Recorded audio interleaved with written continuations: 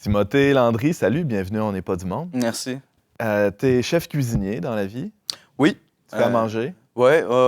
Dernièrement, maintenant, je suis rendu au Séminaire Rédemptorisme de Québec, chef cuisinier là-bas. J'ai été aussi cuisinier dans différents restaurants aussi à Québec, notamment. Tu fais des festins de Babette à chaque fois? Tu fais des grandes Ouais. tables avec du canard, de l'agneau, tout ça? Oui, c'est ça, du foie gras, Un de la petit truffe mardi, bref. aussi. Les Ouais, séminaristes, les séminaristes mangent bien quand même. Oui, c'est ça. Ben, c'est important aussi au séminaire pour les séminaristes de bien manger. C'est pas le jeûne. Non, c'est ça, pas le carême. Timothée, aujourd'hui, tu es posé dans cet environnement-là, tu travailles dans ce contexte-là. Mais le monde des cuisines n'est pas étranger à la fête, là. D'ailleurs, les liens que je viens de faire ne sont pas fortuits. Et donc, tu as eu un passé de fêtard assez intense. Je pense que c'est pas exagéré de dire ça. Raconte-nous tes premières fêtes là, dont tu te souviens, tes premières dérapes. Là. Ça ressemblait à quoi? Mes premiers parties, ça remonte à quand j'avais 15-16 ans. On se retrouvait justement avec une couple d'amis dans des maisons pour picoler, boire, puis se péter la face, prendre la drogue aussi. Ça a été là mes premières expériences. Très tôt, là, dès l'adolescence. Oui, dès l'adolescence, j'ai commencé, c'est ça, vers 14, 15, 16 ans, là, à faire ça. C'était aussi un moyen pour moi, à ce moment-là, de me sortir d'une condition de timidité que j'avais aussi beaucoup face aux autres. Parce que j'ai vécu pas du bullying, mais plus du rejet à l'école quand j'étais petit. Fait que je suis devenu timide, puis avec l'alcool qui désinhibe, puis la dope aussi, ben ça a commencé à comme donner de pouvoir sortir de moi-même puis d'aller plus vers l'autre. Ouais. Parce que dans ces parties-là, justement, tu prenais un coup où tu consommais de la drogue et tout d'un coup, tu devenais habile à entrer en relation avec les autres. Exactement. Ça débloquait plein de trucs, puis tu avais l'impression de devenir un peu plus toi-même à travers ça. Oui, c'est ça, exactement. Puis moi, l'alcool, je l'ai toujours eu, disons, d'une façon joyeuse, là. OK. Dans le sens où, tu sais, je suis pas du genre... la bouteille triste, là. Non, c'est ça, j'avais pas la bouteille triste, là. J'étais du genre à dire aux autres que je les aimais, puis que je les appréciais, puis, tu sais, etc. Ça m'est arrivé quelques fois de boire, mais ça plus tard, puis d'être plus enragé, disons. Ouais. Mais, dans les débuts, c'est ça. Fait qu'on apprenait à me connaître, je m'ouvrais aussi plus à cause de ça. Puis c'est ça, puis la musique, la danse aussi, dans un party, tout est comme tellement intense que justement, tu oublies un peu aussi la réalité. Fait que, c'est ça. T'avais des amis, des compagnons de fête ou c'était toujours les mêmes? Est-ce que c'était un effet de gang? Oui, c'était un effet de gang. J'étais avec les mêmes à cette époque-là. J'ai beaucoup déménagé aussi. Fait que dans ma vie, fait que plus tard, ça a été un autre groupe, puis etc. Mais ouais, la plupart du temps, c'était avec les mêmes personnes, là, jouer de la musique, puis etc.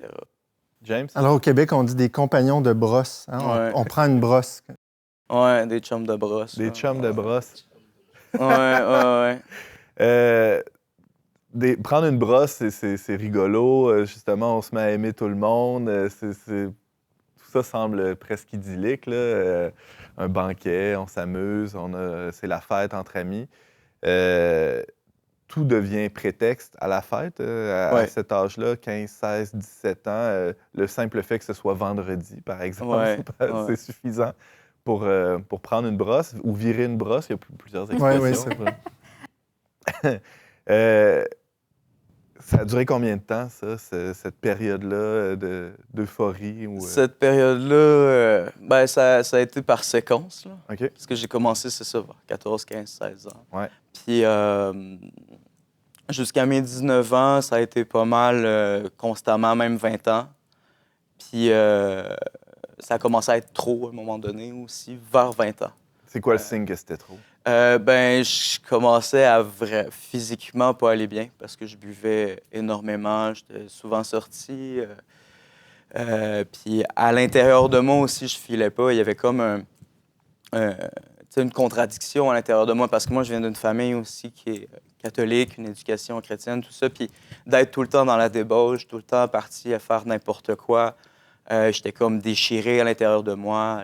Une sorte de duplicité, ouais, là, ou de... Ouais, exactement. Fait que je suis tombé assez malade, justement, dans ma vingtaine, ou début vingtaine, où je vomissais du sang. C'était la première fois, parce que c'est réarrivé par la suite. Mais c'est ça, plus de sens non plus nécessairement à ma vie. Puis, mis à part la musique, la fête, tout ça. Mais même si je buvais puis que je consommais, ça comblait plus le vide que j'avais à l'intérieur. Fait que je me suis tourné pour la première fois vers l'Église. OK. Une première fois. Je suis rentré comme séminariste. Ah ouais, OK, Fait ça a que, été quand même drastique. Ouais, comme, ouais, ouais. C'est pas tout le monde qui vit ce genre de conversion. Non, c'est ça. Ben en fait, c'est que à cette époque-là, j'avais laissé ma blonde, mon appart, ma job en cuisine déjà. Ouais. Puis j'étais allé au pèlerinage en Pologne en 2016. Pour les Journées pour mondiales les de la Journées jeunesse. mondiales de la jeunesse. J'avais demandé à un prêtre, le père Thomas Malenfant, si je pouvais y aller. Il m'a dit oui, même si c'était à 2 mois du départ. Puis finalement, ça a marché. Fait que je me suis levé là-bas pour rentrer au séminaire. Fait que je suis resté pendant ce temps-là au séminaire 1 an et demi. Après ça, je suis ressorti. Comment ça... Excuse-moi, je t'arrête là, parce que le changement est tellement drastique. Ouais. Le sevrage, ça s'est passé comment? Tu te réveillais la nuit en tremblant ou... La première fois, dans ces années-là, c'était pas intense comme ça. OK. C'est sûr que quand je suis rentré chez nous, ça a été progressif. Quand je suis revenu chez mes parents, fait que je buvais encore, mais comme tranquillement. Ça, c'est la transition entre juste avant de rentrer au séminaire. Oui, c'est ça. OK. Quasiment juste avant de rentrer d'aller en Pologne. Ouais. Fait que ça s'est fait tranquillement. Je continuais à boire une fois de temps en temps, justement pour pas ressentir ça, mais c'était pas si pire que ça. OK. Donc, l'année et demie que tu as passée au séminaire, c'est relativement bien déroulé Oui, par rapport à ces c'est ça. dépendances-là. Ben, je buvais plus au séminaire. Est-ce que je tu te considérais comme alcoolique, tu sais, quand t'en viens à cracher du sang, c'est... Non, c'est ça. J'étais encore un peu perdu à ce moment-là. Fait que non, je me considérais pas comme alcoolique. Puis, tu sais, en plus, le fait que je sois au séminaire, que je consomme pas ni de drogue, ni d'alcool, ni rien, je me disais, bon, ça fait partie du passé. Fait que ça a quand même été facile d'arrêter. Ouais, OK. c'est ça. La première fois, ouais. Fait que je suis resté là pendant 1 an et demi. Puis après ça, je me suis dit, j'aimerais ça avoir une femme et des enfants. Fait que je suis retourné pendant un temps chez mes parents pour me remettre en place, étudier en éducation spécialisée. Puis, ben là, c'était le retour à l'école, le cégep aussi, puis l'université. Fait que le monde, la plupart du temps, sortent, fêtent, boivent. Fait que au début, je voulais pas, puis tranquillement, pas vite, ben malheureusement, j'ai recommencé à redescendre. Ouais, c'est ça. Tombé sur cette même pente qui t'a fait glisser jusqu'à un niveau comparable de consommation? Encore pire. Ah oui, OK. Ouais, c'est ça. Parce que dans le fond, j'ai arrêté mes études en éducation spécialisée, puis je suis retourné à mon premier amour, la cuisine. Fait que je suis retourné faire des cours de cuisine en 2020. Puis là, en cuisine, comme vous disiez plus tôt, justement, il y avait comme tout ce côté-là de la fête, puis tout ça. Fait que là, je suis retombé d'aplomb dans les brosses, dans le party, c'est ça. Fait que, ouais, puis j'ai laissé encore une fois de côté, tranquillement pas vite, l'Église, jusqu'à mes 27 ans, où justement j'étais en désintox parce que ma consommation était rendue grave. Là, c'était plus juste de l'alcool, puis c'était plus juste dans les parties. Tu sais qu'il y a le club des 27, là, tous ces artistes maudits qui sont morts à 27 ans par trop de consommation. Janis Joplin, Kurt Cobain, Jim Morrison. Survécu. Ouais. Fait que c'est ça. Ça aurait pu t'arriver? Oui. Ben, j'ai aussi essayé de m'enlever la vie. OK. Une reprise. Puis ça a été un des premiers mémoriaux du Seigneur pour moi. Qu'est-ce que tu veux dire par là? Parce que je suis... dans le fond, j'étais retombé dans la roue de la consommation, du party, de sortir, de faire la fête, tout ça. Puis en plus, je travaillais beaucoup à ce moment-là au restaurant où je travaillais à l'époque. C'est des jobs avec beaucoup de pression quand Ouais, même. beaucoup de Donc, pression. la puis- consommation vient quasiment aider à Ouais, soutenir le rythme. exactement. Fait que, oui, c'est ça. Tu travailles Tu consommes pour pouvoir- travailler. Oui, exactement. Là. Une tourne des vulgaires machins Ouais, là-dessus. qu'on connaît bien. Moi, je pensais Mais, à Blanche-Neige et ouais. les 7 nains. Consommer pour travailler. Ouais, mais c'est ça. Fait que je suis rentré chez nous. Puis j'ai pensé à rien d'autre. J'ai placé une corde, puis je me suis laissé tomber. Puis c'était pas censé arriver, mais la corde a lâché. C'était aussi un peu plus léger à ce moment-là, fait que c'était pas censé. C'est pas à cause de mon poids que ça a lâché. Là. C'était vraiment. Je m'en suis rendu compte par après que c'était comme le premier appel de faire wow, tranquille. Fait que c'est ça. T'es rentré en désintox pas longtemps après ça. Après ça, ouais, c'est ça. Ben, 1 an plus tard, je parlais avec ma mère, puis j'étais dans la consommation au coton tout le temps. Je me levais le matin, puis en me réveillant le matin, je buvais une bouteille de Wallaroo, là, parce que sinon, je tombais en sevrage automatiquement. Du vin. OK. Ouais. Je suis tombé en sevrage automatiquement, je me mettais à vomir sans rien prendre, puis tout ça. Puis là, en plus, j'ai commencé à vraiment plus juste vomir des petits caillots de sang, mais c'était des filets, là. Des tremblements, tout ça. Fait qu'il fallait que je reste dans la consommation avec le cannabis, avec aussi un peu de morphine. En tout cas, un beau cocktail de combinaison. Puis, fait que je parlais avec ma mère, puis elle m'a dit, tu devrais vraiment aller en désintox. Fait que je l'ai pas fait pour, disons, pour... je l'ai pas fait pour moi au début. Je l'ai fait pour qu'elle arrête de me le demander. Fait que j'ai été chercher au hasard une thérapie sur mon cellulaire. J'ai fait, c'est bon, je vais le faire. T'sais. Puis j'ai laissé traîner ça aussi un peu.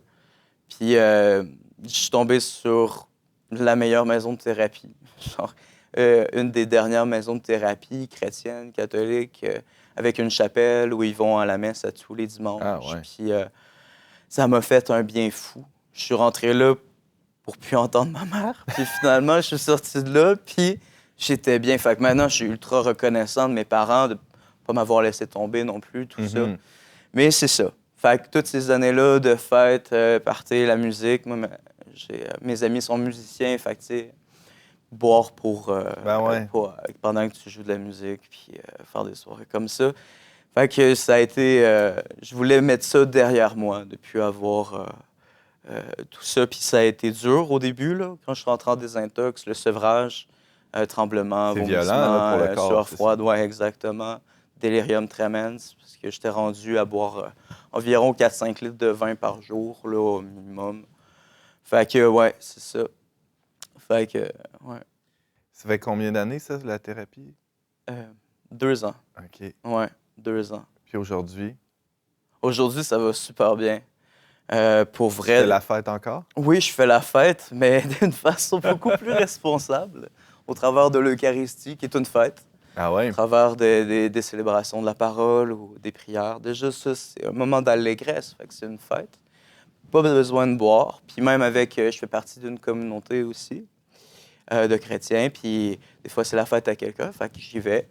Je bois pas, puis je suis content quand même. OK. J'étais aussi à un mariage l'été passé, puis j'étais content. Je veux dire, j'ai fait les entrées pour tout le monde, puis tout ça, ils me l'avaient demandé.